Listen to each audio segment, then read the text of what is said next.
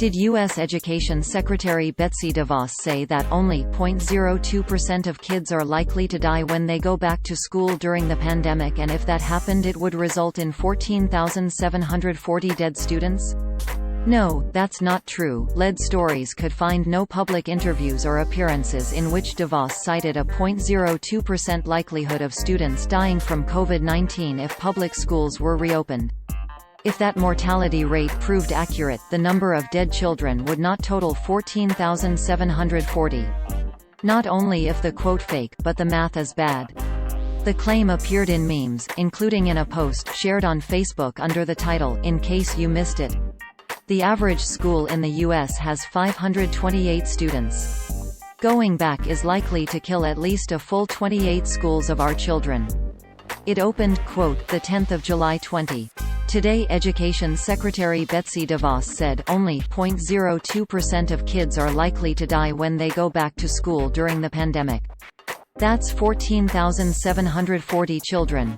End quote. This is what the post looked like on Facebook at the time of writing. Source: Facebook screenshot taken on Monday, July 13, 1 hour 49 minutes and 20 seconds 2020 UTC. The claim came on the heels of a push by the Trump administration to pressure public schools around the United States to resume in-person classes in the fall, despite record numbers of COVID-19 cases reported in many states. Secretary DeVos appeared at a White House coronavirus task force briefing on July 10, 2020, but she never speculated that only 0.02% of the students are likely to die if they return to the classroom.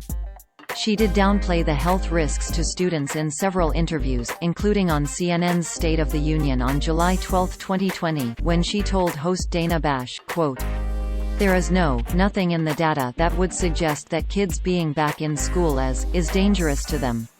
And, in fact, it's more a matter of their health and well-being that they be back in school.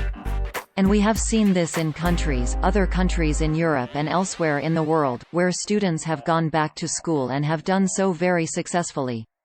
That should be the goal." End quote. While it is unclear where the 0.02% estimate might have originated, other federal officials did offer mortality rate data in recent days.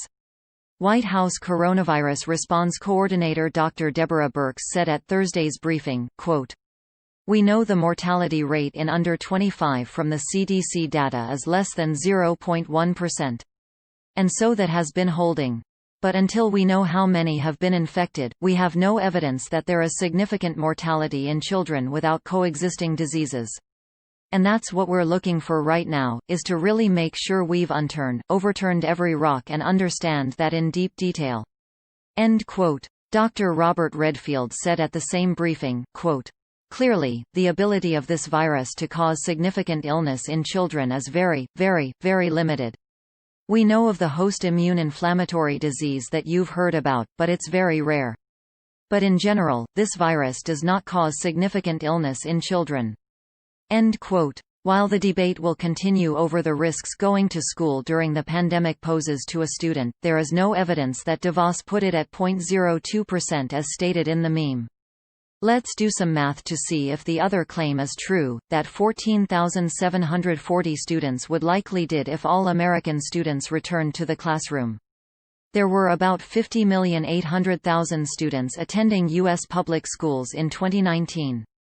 Using that student population, and if every student fell ill with COVID-19, a 0.02% mortality rate would mean that, which is not a scenario anyone has argued would happen, then there would be 10,160 dead children, far lower than the amount claimed in the meme.